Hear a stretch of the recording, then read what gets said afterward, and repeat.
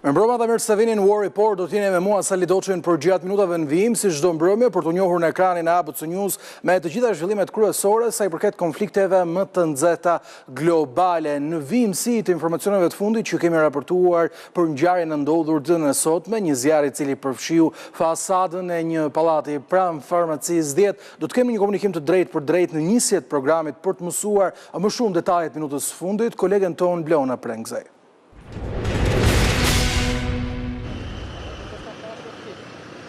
Bleona, të përshëndes, si paraqitet situata e zjarrit, a janë vënë flakët nën kontroll dhe çfarë po ndodh aktualisht?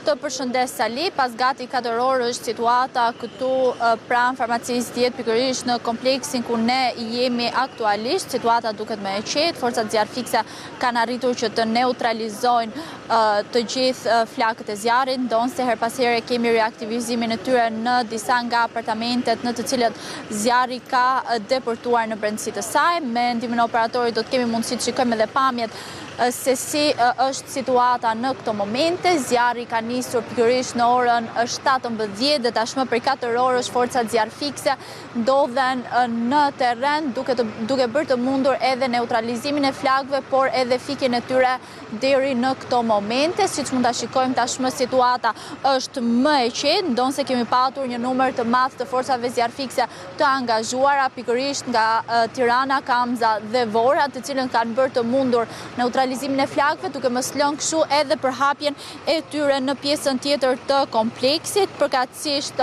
në ndihmë të banorëve kanë ardhur edhe forcat e zjarrfikse, 50 persona pra zjarrfikës, ushtar, forcat të policisë dhe Renea, të cilët kanë bërë të mundur hapjen e çdo apartamenti ku është bërë mundur më pas edhe nxjerrja e personave të cilët kishin mbetur në brendësi.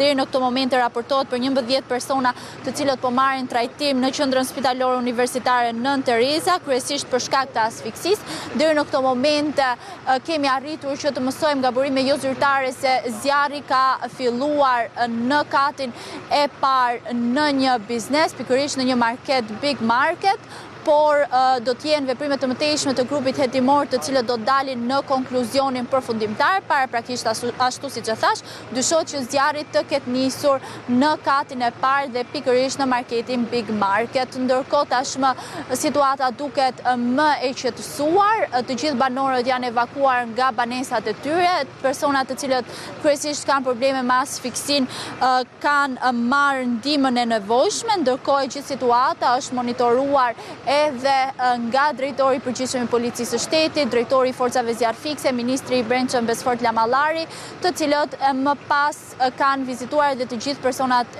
e lënduar të cilët po marrin edhe mjekim në spitalin e QSUT-s. Kemi një person i cili ka 15% djegje. Kemi 3 efektiv të forcave zjarrfikse, por edhe efektiv të policisë të cilët kanë marrë ndihmë në qendrën spitalore universitare Nën Tereza. E qartë, Bleona Prengzaj, të falenderoj për këtë raportim të drejtë për drejtë. Ndërkohë, në kuadër të gjitha zhvillimeve për zjarrin e ndodhur në krye qytet, ka pasur një reagim edhe nga ministri i brendshëm Besfort Lamallari, i cili në rrjetet sociale ka shkruar se teksa vjen operacioni për vënien nën kontroll të plot të zjarrit në pallatin që u përfshin nga flakët, isha në QSUT për të parë nga afër gjendjen e 6 efektive zjarrfikës të lënduar dhe 2 qytetarëve. Fatmirësisht, siç më thanë mjekët, ndodhen jashtë rrezikut për jetën prej momenteve të para të zjarrit. Kam qenë gjithashtu në bashkë me forcat e shërbimit zjarrfikës, forcat e policisë së shtetit dhe skuadrat e emergjencave civile që bën gjithçka që ishte nevojshme për të mos pasur mbi të gjitha pasoja në jetë njerëzish. Ka qenë ky një reagim i fundit i ardhur nga ministri i brendshëm Besfort Lamallari. Sigurisht për gjatë minutave në vijim, nëse do të ketë një zhvillim të minutave të fundit, do të ndalemi padyshim në këtë çështje. Tashmë zhvendosim fokusin ton tek zhvillimet kryesore sa i përket programit The War Report në mbrëmjen e sotme me presidentin amerikan Donald Trump, i cili ka deklaruar se një raund i ri bisedimesh mund të mbahet me Iranin brenda 2 ditësh. Kreu shtëpisë së Bardhë foli në një prononcim për New York Post, ku bëri edhe këtë deklarat, duke shtuar se shpresojnë që të arrijnë një marrëveshje me Teheranin. Ka pasur një sër raportesh të mediave ndërkombëtare, të cilat përgjatë ditës së sotme kanë konfirmuar se Pakistani po bën gjithçka që është e mundur për mbajtjen e këtyre bisedimeve, ndërkohë që në lojë, sipas raporteve të mediave ndërkombëtare, ishte vendosur edhe Turqia, e cila synonte që këto bisedime të mbaheshin pikërisht në territorin e saj, por Donald Trump ka konfirmuar se Shtetet e Bashkuara të Amerikës do të dëshironin dhe do të kërkonin më mirë që bisedimet të vjonin të mbaheshin në Islamabad për shkak të gjithë kontributit që Pakistani ka dhënë në ndërmjetësimin mes palëve. Ndërkohë, Shtetet e Bashkuara të Amerikës kanë mohuar raportet e mediave ndërkombëtare, të cilat kanë treguar se disa cisterna kanë thyer blokadën e vendosur në ngushticën e Hormuzit përmes një reagimi zyrtar. Komanda qendrore ushtarake e Shteteve të Bashkuara në rajonin e lindjes mesme Centom ka deklaruar se mbi 10.000 trupa ushtarak, marinar dhe ekuipazhi i tyre ndodhen pikërisht në ngushticën e Hormuzit me 10 anije dhe helikopter për të monitoruar gjithçka sa i përket kësaj blokade, duke garantuar se nuk ka pasur një thyrje të kësaj blokade, ndonse mediat ndërkombëtare raportuan për kalimin e disa anijeve, ku mes tyre edhe një cisternë e Kinës e sankcionuar nga Shtetet e Bashkuara, por raporte këto të cilat janë mohuar nga Shtetet e Bashkuara të Amerikës. Sigurisht ndikimi ekonomik i kësaj lufte është i pashmangshëm dhe ndjejmë çdo ditë në xhepat tanë. Fondi Monetar Ndërkombëtar ka pasur një reagim të qartë, duke thënë se nëse lufta me Iranin nuk përfundon së shpejti, atëherë bota do të shkojë drejt një recesioni sa i përket ekonomisë botërore, duke sjellë kështu edhe një krizë më të rëndë se sa kriza e naftës së viteve 1970. Ndërkohë, zhvillime sa i përket negociatave ka pasur edhe në një tjetër front, atë të Izraelit dhe Libanit. Kanë qenë ambasadorët e dy shteteve që janë takuar në Washington pas ditën e kësaj të martë në ndërmjetësimin e sekretarit amerikan të shtetit Marco Rubio, bisedime këto të cilat kanë përfunduar me Izraelin, i cili ka deklaruar se të treja palët janë në të njëjtin drejtim kur bëhet fjalë për fundin e këtij konflikti, ndërkohë që Amerika ka deklaruar se Libani nuk mund të presë një armëpushim të shpejtë, ndërsa Izraeli ka thënë se nuk është në luftë me këtë shtet, por me militantët e grupit Hezbollah, një grup ky i cili sigurisht nuk pati një përfaqësim në këto bisedime për shkak se nuk është një grup shtetëror. Ndërkohë duket se ka thyrje të aleancave të vjetra, apo nëse mund t'i quajmë kështu, bëhet fjalë për kryeministrin italian Giorgia Meloni dhe presidentin amerikan Donald Trump. Në një intervistë telefonike vetëm 6 minuta për Corriere della Sera, Donald Trump ka shprehur zhgënjimin e tij me atë që dikur quante aleatën më të madhe europiane të Shteteve të Bashkuara. Bëhet fjalë pikërisht për kryeministrin italian Giorgia Meloni. Ajo nuk ndihmojnë në hapjen e ngushticës së Hormuzit. Mendoja se ajo kishte guxim, por gabova, ka thënë Donald Trump, duke u shprehur se nuk po e njeh më udhëheqësen e Italisë, ndërsa ka shtuar se Europa po shkatërrohet nga emigrimi masiv. Donald Trump lëshoi edhe një pyetje për qytetarët italianë se a janë të kënaqur me gjithçka që po bën qeveria sa i përket çmimeve më të larta të hidrokarbureve që kanë pasur ndonjëherë, duke shtuar kështu se qeveria e Melonit nuk po bën asgjë sa i përket uljes së këtyre çmimeve. Por Meloni ka qenë fokusuar në një tjetër çështje të rëndësishme ditën e sotme. Pas një sër retorikash nga opozita në parlamentin italian që i kanë kërkuar asaj të vendosë Italinë në një pozicion ku historia nuk do të gjykojë mbi atë se çfarë po ndodh në lindjen e mesme, kryeministra italiane Giorgia Meloni ka pezulluar rinovimin e një marrëveshje apo një pakti për bashkëpunim ushtarak me Izraelin. Ishte një memorandum i cili përcaktonte një kornizë për bashkëpunim në mbrojtje në lidhje me shkëmbimin e pajisjeve ushtarake dhe kërkimit teknologjik brenda forcave të armatosura, i cili rinovoi çdo 5 vite dhe kishte hyrë në fuqi në 3 prill të vitit 2016, sipas asaj që raportojnë mediat ndërkombëtare. Zhvillime të rëndësishme kemi sa i përket lindjes mesme edhe sa i përket Hamas, grupi militant i cili ndodhet në rripin e Gazës pas arritjes së një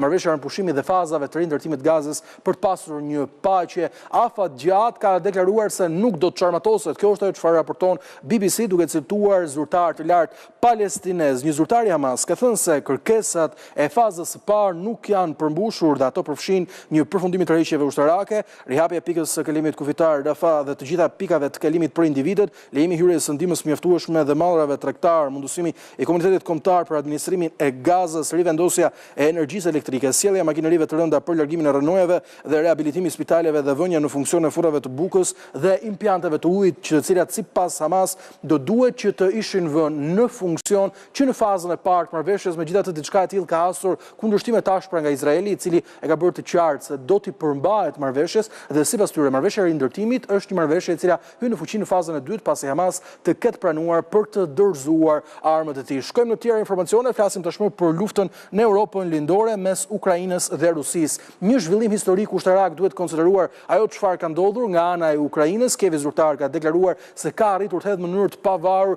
2 raketa në hapësirën ajrore të armikut. Sipas asaj që është deklaruar nga zyrtarët Ukrainës, lëshimi i parë arriti një lartësi prej 100 kilometrash, ndërsa i dyti u ngjit në 204 kilometra largësi. Ndërkohë ato kanë përdorur edhe gjithashtu një mision të pazakontë, lëshimin e një rakete mbajtësi nga një aeroplan transportues me një lartësi prej rreth 8 kilometrash. Kjo është bërë e mundur për herë të parë në kontinentin europian dhe gjithashtu edhe një herë vetëm në Shtetet e Bashkuara, të cilat ishin vendi i parë në fakt që arriti diçka të tillë, duke implementuar më pas edhe në Bashkimin Evropian për gjatë viteve 1970. Kemi folur shpesh herë për një revolucion ushtarak dhe teknologjik të asaj se çfarë po ndodh në luftën 4 vjeçare mes Ukrainës dhe Rusisë. Presidenti i Ukrainës Volodymyr Zelensky ka konfirmuar se për herë të parë trupat e vendit të tij kanë arritur të mposhtin Rusinë në një mision ushtarak i realizuar tërësisht nga robotët dhe dronët, duke përjashtuar dhe duke larguar forcat pushtuese të Rusisë nga territoret e pushtuara. Bëhet fjalë për një sër pajisjesh ushtarake robotike ku përfshihen gjithashtu edhe dronë të ndryshëm. Ka ndodhur mbi 22.000 operacione për gjatë 3 muajve të fundit, thot Zelensky, ndërkohë që kjo është hera e parë që ndryshohet edhe fronti i betejës nga një zhvillim i tillë teknologjik, por gjithashtu edhe ushtarak. Janë pikërisht stopamjet e disa prej makinerive, robotëve të cilat Ukraina po i përdor në frontin e betejës për të larguar edhe pushtuesit e Rusisë. Ndërkohë, këto robot janë përdorur gjërësisht edhe në misione evakuimi dhe shpëtimi. Lufta 4 vjeçare mes Rusisë e Ukrainës ka lënë me qindra mijëra ushtarë të vrarë dhe gjithashtu edhe të plagosur. Për këtë arsye, Kievi po përdor ato të cilët janë njohur në gjuhën teknologjike si dron toksor, sipas asaj që ka deklaruar Kievi zyrtar, dhe pamjet që po shihni aktualisht në këto momente në ekran tregojnë momentin se si këto dron toksor kanë arritur që të marrin një ushtar Ukrainës të plagosur nga fronti i luftës me Rusinë dhe ta zhvendosin atë drejt një zone të sigurt për të garantuar dhe mundësuar që ai të marrë të gjithë shërbimin e nevojshëm mjekësor dhe për të pasur mundësinë që të rehabilitohet. Kjo nuk është hera e parë që ndodh diçka nga ana e Ukrainës, megjithatë pamjet filmike kanë qenë jashtëzakonisht rralla në këto operacione të cilat konsiderohen mjaft të vështira sa i përket edhe evakuimit të ushtarëve të plagosur. Ishte ky një përditësim i zhvillimeve kryesore të ditës. Do të ndalemi mbrëmjen e sotme në program për të diskutuar lindjen e mesme, një sër negociatash të cilat mund të vinë me Iranin, sipas asaj që deklaroi Donald Trump, por edhe thyrje një aleancë pikërisht mes kreut të shtëpisë së bardhë dhe kryeministres italiane Giorgia Meloni. Të gjitha këto menjëherë vetëm pas siglës.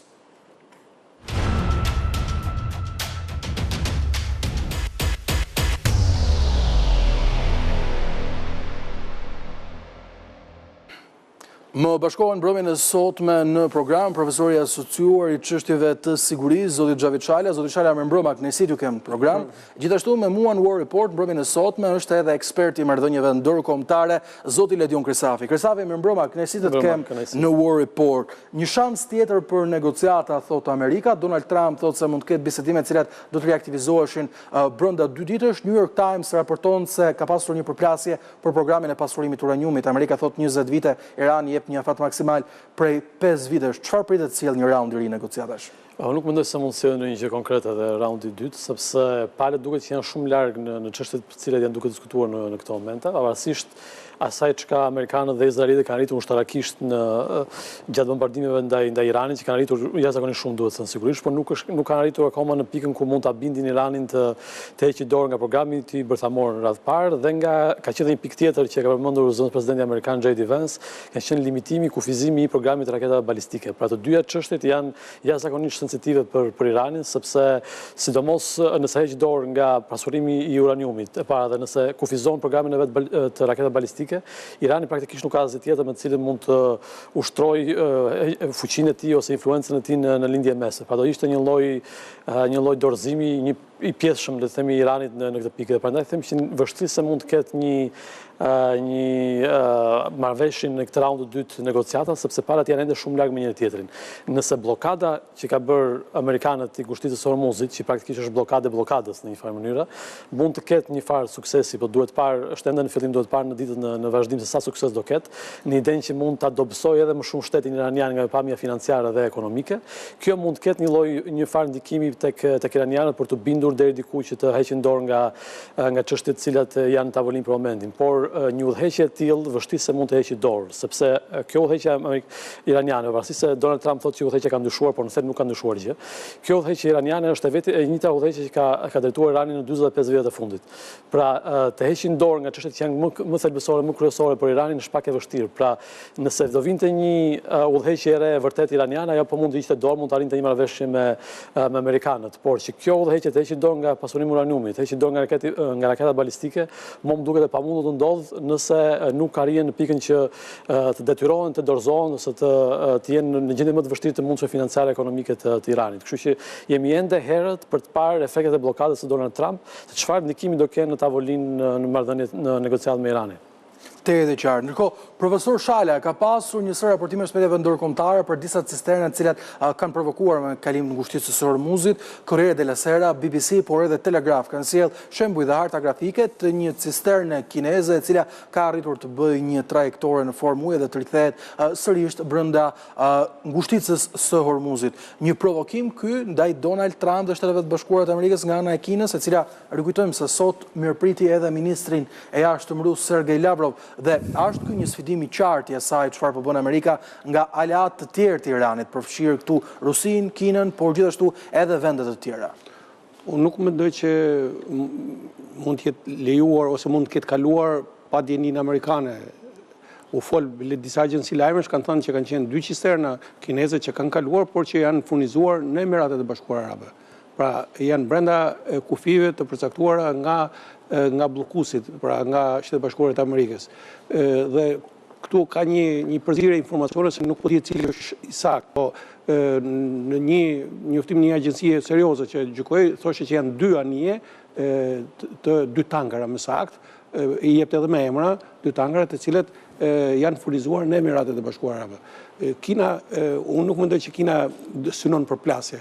Kina gjithmonë synon rrugë të tjera, domethënë rrugën e diplomacisë, dhe pavarësisht se këtë ministri i jashtëm ose përfaqësuesi i ministrisë së jashtme kineze e quajti si veprim të papërgjeshëm vendosjen e kësaj blokade detare.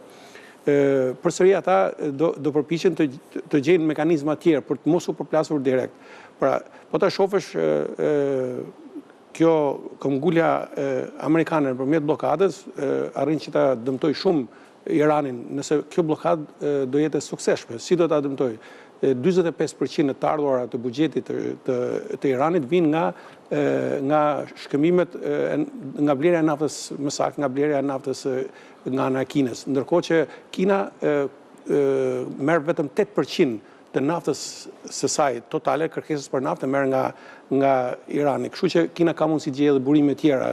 I kushton më shumë paqja Kinës dhe marrëdhënie të tilla duke u afirmuar edhe në arenën botërore si një superfuqi që është e dialogu, një superfuqi që është e përgjegjshme, sepse ata po shfrytëzojnë shumë këtë situatë nëpërmjet propagandës që ata po bëjnë.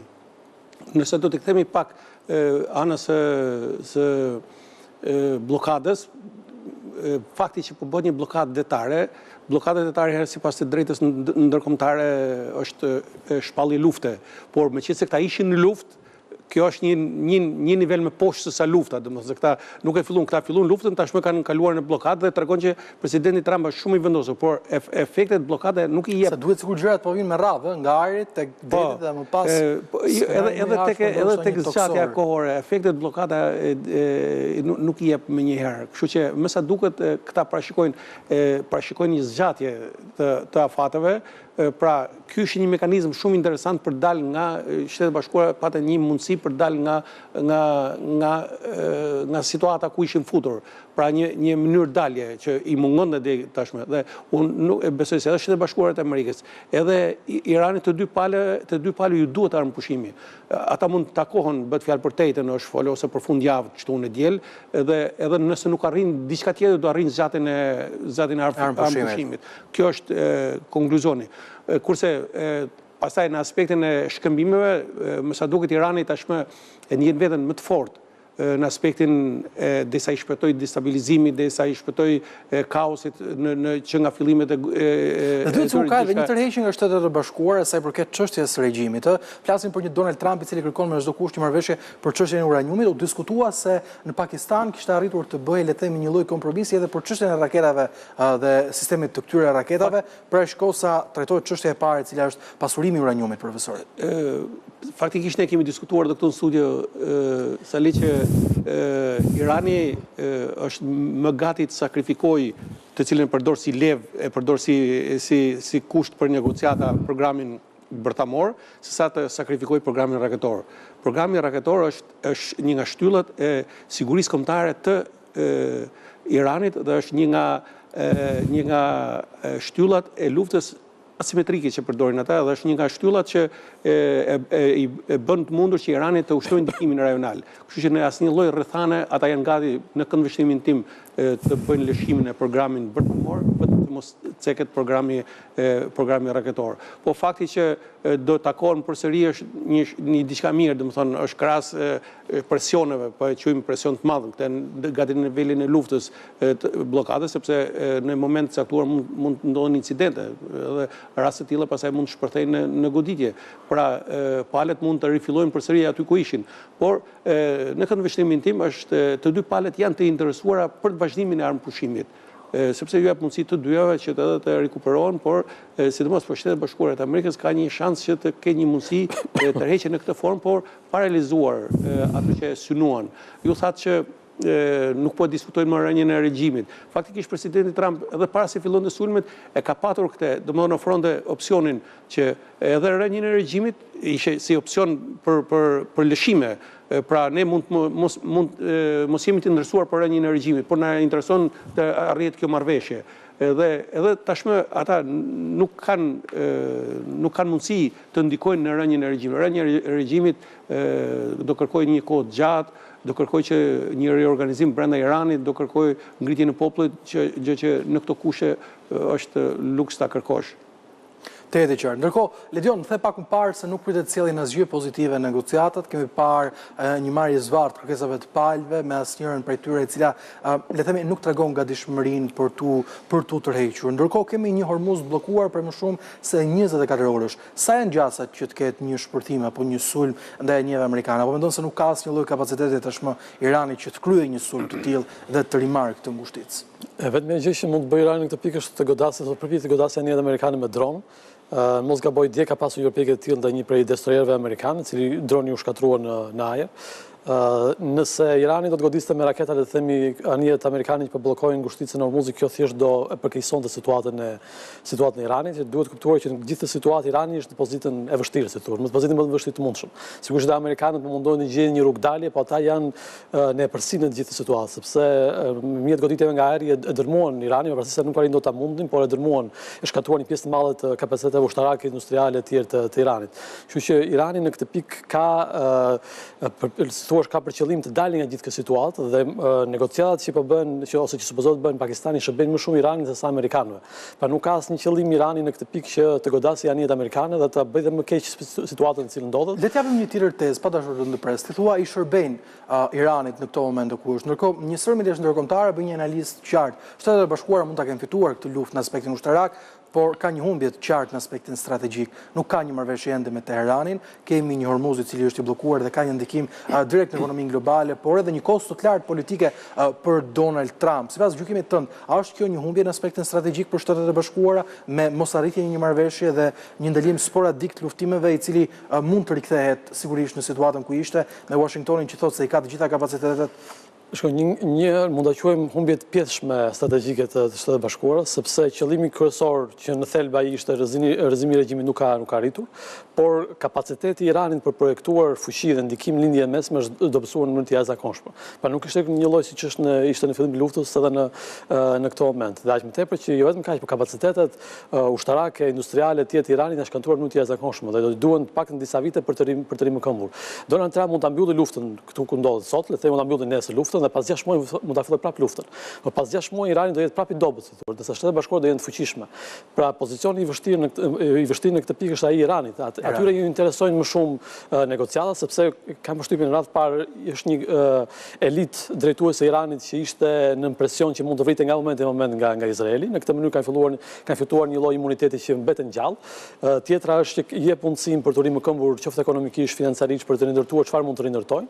Nëse mund të vazhdonin bombardime dhe gjatë një muaji kapacitetet e Iranit do ishin shumë të vogla pas një muaji në këtë pikë. Kështu që sido që të jetë marrëveshja përfundimtare, Donald Trump në një farë mënyrë mund të ketë arritur minimumin zvogëlimin e kapaciteteve ushtarake dhe projektimin e fuqisë si bën të Irani në lindje mesme. Sot ka pasur deklaratë shumë interesante të kreut të Mossadit izraelit, i cili tha që qëllimi jon kryesor është rënia e regjimit, pavarësisht se çfarë ndodh, pavarësisht negociatave të tjera, edhe nëse përfundon lufta tha ai me një marrëveshje të mundshme mes amerikanëve dhe iranianëve, ne do vazhdojmë punën tonë për të rrëzuar regjimin në Iran. Dhe ky është qëllimi kryesor në këtë pikë të paktën në Izraelit. Kështu që për amerikanët u mendoj që kriza për momentin është ende më e vogël se sa mendoj që mund të ishte. Pra skenarët fillestar të një krize të mundshme nga mbyllja e Hormuzit, të naftës atje ishin shumë më të rënda se ajo që është për momentin. Dhe ka arritur ta përmbajë në një mënyrë ose në një tjetër situatën kjo administratë amerikane.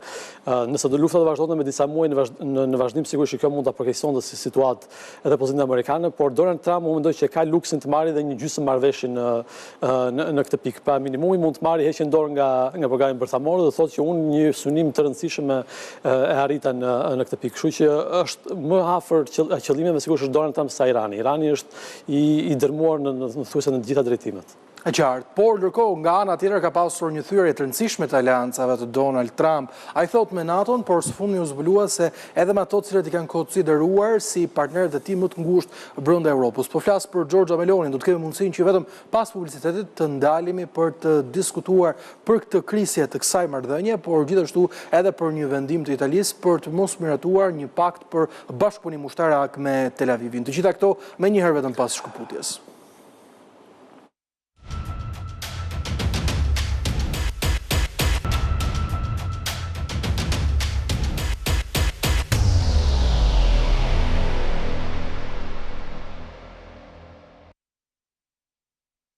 Presidenti Amerikan Donald Trump ka shprehur për herë të parë publikisht gënjimin e tij me kryeministren italiane Giorgia Meloni.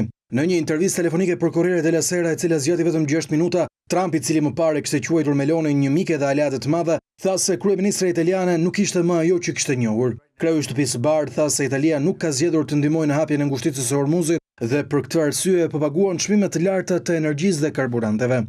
Giorgia Meloni nuk është më i njëjti person dhe Italia nuk do të jetë kurrë më i njëjti vend. Emigracioni po vret Italinë dhe të gjithë Europën. Paguani çmimet më të larta në botë për energjinë dhe nuk është e gatshme të luftojë për ngushticën e Hormuzit. I kam kërkuar të dërgojnë gjithçka që duan, por ata nuk duan, sepse NATO është një tigër prej letre. Në intervistën e tij për Corriere della Sera, presidenti amerikan deklaroi se ka kaluar shumë kohë që nuk ka biseduar me Melonin, e cila deklaron sipas tij se Italia thjesht nuk dëshiron që të përfshihet në këtë luftë. Presidenti amerikan u shpreh se populli italian duhet pyes veten nëse ju pëlqen çfarë po bën kjo qeveri për ta.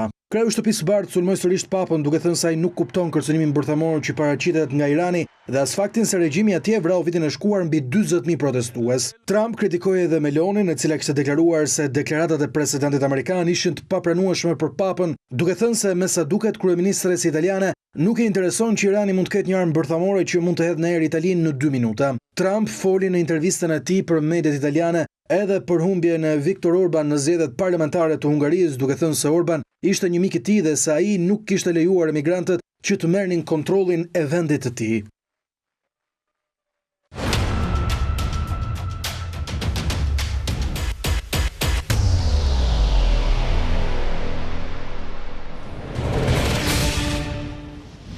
Mirë, ishin këto pikërisht deklaratat e bëra nga Donald Trump në një prononcim për Corriere della Sera. Profesor, Trump thot nuk e njoh më Melonin. E konsideruar si aleata e tij më e hekur brenda Europës, sigurisht më pas edhe me elemente të tjera siç ishin edhe Viktor Orban që ra për gjatë kësaj jave, por edhe Robert Fico i Slovakisë. Një thyerje apo jo? Absolutisht që është një thyrje, është fillimi një thyrje. Kjo është pasojë edhe e rritjes së skepticizmit për Trumpin në Europë. Janë bërë disa sondazhe dhe kanë dalë. Dhe thonin që është më rrezikshëm se Rusia. Me Rusin, jo, po me Kinën e krahasonin, më pak e rrezikshëm. Kështu që janë ca sondazhe që kanë luajtur një rol dhe Meloni i lexon këto sondazhe, plus asaj janë edhe zhvillimet më të fundit, domethënë rënja e Orbanit një herë në radhë parë në Itali ku Meloni humbi referendumin. Nuk është një goditje e vogël kjo. Gjithashtu rënja e Orban, pra ka një farë mënyrë një skepticizëm të madh edhe ndaj populizmit në Europë. Kështu që Meloni normalisht në aspektin e politikës vet edhe politikës brendshme do të ndiqte këto. Por gjithsesi unë do ta lidha diçka edhe me interesat kombëtare të vetë Italisë. Ka një shprehje të një britaniku të famshëm, ish kryeministër Lordi Palmerston, i cili thoshte që nuk ka miq dhe armiq të përhershëm, ka interesa të përhershme. Pra janë interesat e Italisë në plan të parë, dhe interesat e Italisë nuk janë me Shtetet Bashkuara të Amerikës në këtë rast, në këtë këndvështrim, duke se ka një qëndrim të unifikuar evropian për të mos u përfshirë në këtë luftë. Dhe kjo kemi një Meloni që ka bërë qartë, do të mendoj për interesat e vendit tim, dhe popullit tim. Kjo morën interesat kombëtare të vendit vet.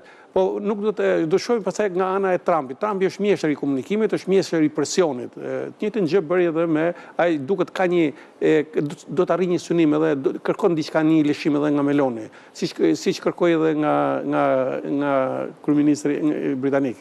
Pra ushtroi njëjtën trusnik ka ushtruar edhe ndaj atij, domethënë kur i thonë e boni kështu, ai nuk u tërhoq, i ka dhënë një premtim tash që nëse vendoset armpushimi mund të marrë pjesë jo në mbështetje të bllokadës, por mund të marrë pjesë në ato organizime që të bëhen për sigurimin e kalimit të lirë edhe të sigurt të Hormuzit. Me sa duket këtë synim ka që të ketë mbështetje edhe nga Italia. Po Italia duket se Meloni bashkë me liderët e tjerë evropian e kanë përqendruar, e kanë rregulluar këtë, ja kanë dakordsuar qëndrimet që do bëjnë në raport me këtë luftë. Dhe janë shprehur qartë që nuk do të ketë një ndërhyrje ushtarake. Vetë në diskutim se duket sikur është Macroni tradhtari i kësaj nisme. Ditën e djeshme u fol nga Franca për një mision vullnetar ushtarak, ndërkohë që deri përpara disa ditësh kishte thënë që nuk ka shanse që të ketë një nije ushtarake të paktën të Francës për të shkuar atje. Ka një mision ushtarak europian për garantimin e lirë të lundrimit, është një mision ushtarak, nuk ja mbaj mend tash që qendrën ne kemi përmend dikur në emision këtu që qendrën e ka në Selanik të Greqisë dhe e drejton një admiral grek. Këtë mision është mision i Bashkimit Evropian. Edhe misioni i Bashkimit për garantimin e lirë të lundrimit nëpër atje ku ka probleme. Pra ky është ngritur para se të fillon të lutë. Pra ky mision nuk është për të operuar në kohë lufte. Aspides, diçka të tillë e ka ky misioni. Dhe që në fillim ky presidenti francez u përpoq që këtë mision ta forconte, që të kishte mundësi të dilte, domethënë të faktorizojë edhe për çështjet e ngushëllisjes së Hormuzit. Por presidenti francez është i shuar për këto nismat dhe për t'i lënë çikin mes rrugës pastaj. Kështu që nuk është pjesë e populizmit të tij. Gjithsesi Europa në raport, sepse ka ide që kjo mund ndikojë në një qarje të NATO-s e tjerë. Në fakt dëmin NATO-s është shkaktuar pikërisht nga këto debate që janë brenda aleancës. Por nuk do të harrojmë që Italia të mirën e ka me Europën. Italia është krahu më i fuqishëm jugor i NATO-s dhe është një nga bazat strategjike të NATO-s, të NATO-s madhe apo të NATO-s vogël, domethënë të NATO-s europiane. Gjithsesi është e rëndësishme që NATO-ja në raport me mandatin e saj, në raport me kartën e saj, edhe në referuar nenit 5 është është shumë koncize në veprimet në pozicionin e deri tanishëm. Në bazë të nenit 5, NATO përfshihet në konflikt nëse sulmohet territori i një vendi antar. Territori i Shtetit Bashkuar të Amerikës nuk është prekur deri tash. Dhe një herë që është vënë lëvizje për nenin 5, është vënë përsëri për interes të Shtetit Bashkuar të Amerikës, kur u sulmuan me 11 shtator dhe u kryu ai koalicioni pasaj që edhe NATO mori pjesë në sulmin ndaj Afganistanit dhe në pushtimin e Afganistanit. E qartë, ndërkohë, Krisafi e akuzon Donald Trump Melonin se nuk po mendon për Italinë, ka çmimet më të larta, ndërkohë Meloni ishte lideri e parë që udhtoi drejt vendeve të gjirit, sigurisht për të garantuar edhe çështjen energjetike të vendit të saj si një ndër vendet më të prekura nga nafta iraniane, me rreth një sasi të lartë të naftës iraniane për shkak të nevojave të tregut. Pse kjo krisje në këto momente? Është një frustrim i Donald Trumpit, i cili është një frustrim, le të themi, momental, apo është diçka e kalkuluar për kohësh, pasi kemi parë një Meloni e cila ka bërë qartë se nuk do të përfshihet në këtë çështje. Unë mendoj që kjo nuk lidhet thjesht me Meloni dhe me Italinë. Me Italinë erdhi në pikën sepse ka qenë një njeri afërt i kësaj administrate, ka qenë ideologjikisht janë deri diku në një vijë me këtë administratë dhe ky mund të ishte guri i fundit që nuk e priste Donald Trump nga Italia, por unë mendoj që çarja që ka nisur me Groenlandën, sidomos me Shtetet Bashkuara dhe Evropën, po fillon të zgjerohet. Kjo luftë ka treguar që kjo çarje është zgjeruar dhe më shumë se nëse ajo me Groenlandën ishte më shumë lojë fjalësh, mërirash, zemërimesh, kemi kaluar tek inate, tek fjala, tek ideja që mund të hedhin në dyshim ekzistencën e NATO-s, Donald Trump që i thot her pas here evropianëve që Afrika cak, që ka filluar të krijojë ndarje mes tyre disa vende që janë si Polonia, për shembull ose Greqia, që janë treguar të gatshme deri diku për të ndihmuar, i veçon nga vendet e tjera që nuk kanë ndihmuar. Kryeministri britanik e pas here quhen patetike që sharak, pra është një gjuhë e cila gjithmonë më shumë po krijon një lloj çarje shumë të madhe mes administratës amerikane, kësaj administrate amerikane dhe mbi të gjitha Evropës perëndimore. Pra janë dy mënyra shumë të ndryshme për të parë politikën e jashtme, janë dy mënyra shumë të ndryshme për të parë edhe politikën e brendshme të këtyre vendeve. Nuk është rastësi që sot Donald Trump përmendi dhe faktin që Evropa vazhdon të shkatërrohet nga emigracioni i ligjshëm dhe i palishëm që është duke marrë sidomos nga ai jashtë evropian. Pra është një administratë amerikane që e sheh vendet evropiane sidomos vendet perëndimore si të parëndësishme në këtë pikë. Unë nuk mendoj që Donald Trump priste që Italia apo Franca apo Gjermania apo Britania e Madhe shkojnë ta ndihmonin në këtë rast. Siç tha profesori, sipas traktateve të NATO-s nuk kanë asnjë detyrim në rast të tilla, por traktatet e NATO-s funksionojnë kur sulmohet një vend i NATO-s, kur vendi i NATO-s sulmon një vend tjetër në këtë rast. Por unë mendoj që kjo administratë amerikane mund të jetë pak e rëndë për ta thënë, por ndoshta një nga qëllimet e saj mund të jetë edhe një shpërbërje e Bashkimit Evropian, një çarje e Evropës, sepse mënyra se si po ndërhyjnë shpesh edhe në politikën e brendshme të vendeve të caktuara është diçka që nuk ka ndodhur më parë. Pra nuk ndodh se as Barack Obama, as George W. Bush, as kush tjetër nuk ndrynte në këtë mënyrë, të ndrynte në zgjedhjet në Hungarinë, në Gjermani, në Francë, kanë ndryrje përsëri në Francë. Do shohim shumë edhe vitin tjetër që janë zgjedhjet presidenciale në Francë, ku aty do ketë ndryrje. Me shumë mundësi në atë rast po bëj një mini parashikim le të themi, zëvendës presidenti amerikan mund të shkojë të takojë kandidatin e djathtë ekstreme për ta ndihmuar në zgjedhje. Pra është një qasje ndaj Evropës nuk ka qenë ndonjëherë nga një administratë amerikane e tillë. Pavarësisht se kanë pasur pak kënaqësi apo zemëri mund të kenë pasur, por këto kanë ngelur në dhomë, si thua, aty në dhomë diskutime aty kanë ngelur dhe janë një pjesë janë zgjidhur, një pjesë janë anshkaluar. Ndërsa kjo është një zemërat që shpreh nga kjo administratë amerikane që lidhet me çështje shumë të thella ideologjike mes palëve. Pra kjo administratë amerikane do donte një Evropë që nuk është e bashkuar, një Evropë që është Evropa e shteteve, si thua, Evropa e kombeve, një Evropë që të jetë ideologjikisht në një linjë me politikën e saj, pra një Evropë përgjithësi të djathës ose djathës ekstreme dhe po mundohet të imponohet, si thua, Evropës në këtë mënyrë me zgjedhjet e saj. Dhe pakënaqësi që vijnë nga Evropës nuk janë thjesht në lidhje me Melonin, janë përgjithësi në tërësi ndaj gjithë Evropës perëndimore, lidhen me çështje, unë mendoj që janë me çështje shumë të thella ideologjike mes palëve, të cilat vështirë se mund të zgjidhen, sepse në momentin që palët e shohin një çështje ose dy çështje krejtësisht ndryshe nga njëri tjetri, nuk ka çfarë të zgjidhin në atë pikë. Rreziku në gjithë situatë është që në 2 vitet e gjysmë që kanë ngelur mandatit të Donald Trump, rreziku më i madh lidhet me NATO-n. Sa do i arrijë NATO të mbijetojë gjithë këtë zemërimi, gjithë këtë inatë, gjithë kësaj përçarje që është duke ndodhur mes kësaj administrate dhe pjesë e Evropës perëndimore. Dhe rreziku më i madh do thosha pastaj është nëse J.D. Vance arrin të fitojë zgjedhjet ose do jetë kandidati dhe mund të fitojë zgjedhjet e 2028-s, NATO do jetë rrezik edhe shumë të madh se sa ndodhet për momentin. Kështu që nuk mendoj se është rastësishme gjithë kjo që ndodh. Mund të jetë diçka shumë e llogaritur mirë, pikërisht për të krijuar një lloj përçarje brenda Evropës, për të çuar Evropën më shumë drejt ideve që ka edhe vetë kjo administratë amerikane.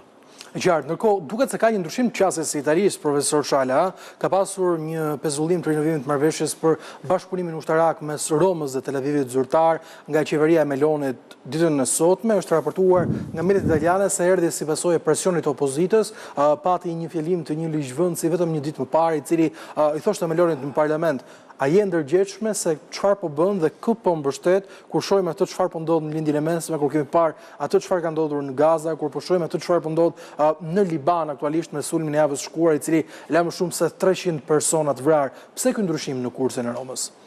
Po, duket që Meloni po rikthehet në vlerat europiane, edhe të politikës europiane. Një qëndrim tillë ndaj Izraelit kanë majtur edhe shtetet tjera, domethënë që kanë kufizuar dhënien e armëve, kanë liruar me pas, pra kanë Spanja, Franca, Spanja, Franca, Gjermania, pothuajse edhe Britania, pothuajse të gjitha janë përpjekur që të kufizojnë marrëveshjet e armatimit. Kjo ishte një marrëveshje që duhej ripërtëri, po isha rasti, pra nuk është një marrëveshje prishur, është një marrëveshje që nuk është rinegociuar më, nuk është ripërtëritur. Shko, ka gjithçka që po ndodh lidhet me një deklaratë që bëri zëvendës presidenti amerikan në samitin e Munihut disa muaj pas erdhen në pushtet. Dhe ai tha një shprehje të qartë: ne nuk ndajmë vlerat e përbashkëta me ju. Kjo është stop, domethënë që këtu gjithçka ka rrjedhur më pas që nuk ka vlerat të përbashkëta. Dhe pas patë vlerat të përbashkëta fillon qarja me NATO-n, tendenca që tha edhe kolegu, tendenca për ose po e themi kjo, jo nuk po them armiqësi, po kjo tendencë për të mos e vlerësuar Bashkimin Evropian. Bashkimi Evropian ka dhënë rezultate që është një nga grupimet më të fuqishme sot, është po të kishe diçka, të kishe fituar dikur ajo kushtetuta e BE-s që u interesu në atë kohë kancelaria gjermane, sot edhe të kishe disa synime për të kthyer në superfuqi, sepse do të vullnet politik për të diktuar në marrëdhënie ndërkombëtare, për të kthyer në superfuqi, sot do të ishte Amerika, do të ishte e dyta, Bashkimi Evropian do ishte i pari, për sa i përket kapaciteteve që ka, kapaciteteve ekonomike etj. Por gjërat janë kështu. Dhe Shtetet Bashkuara të Amerikës kërkojnë një Europë të shteteve, jo një Europë të bashkuar, sepse me Europën e shteteve ata pastaj mund ta ndjejnë veten edhe ideologjikisht më mirë, ndjejnë veten, nuk po them që mund të realizojnë synimet e tyre, por fakti që vajtja në zgjedhje për të zgjedhur kryeministrin apo në partinë e kryeministit hungarez, vajti zëvendës presidenti dhe rezultati ishte domethënë 2/3 e fitoi opozita, tregon që ka një përkthim, një lexim ndryshe nga qytetarët evropian të suportit që mund të jepet në zgjedhje nga Shtetet Bashkuara të Amerikës, një grupimi apo një grupimi tjetër. Kështu që mu nuk më shqetëson më nëse ata do të bëjnë një njëjtin presion edhe në zgjedhjet në Francë apo në vende tjera, sepse mund të ndodhen para efektit të autogolit, domethënë. E qartë, profesor Shala, ishte kënaqësi të kisha mbrëmjen e sotme në War Report. Ju faleminderit që ishe me mua mbrëmjen e sotme në program. Kemi mbritur kështu në fund të War Report edhe për mbrëmjen e sotme. abcnews.al është adresa ku informoheni në kohë reale për të gjitha zhvillimet e fundit nga vendi, rajoni e bota, por sigurisht mund të na ndiqni çdo kohë edhe duke na dëgjuar në radio ABC 105 FM. War Report rikthehet sërish nesër mbrëmë në orën 21. Deri atëherë, bashkë natën e mirë.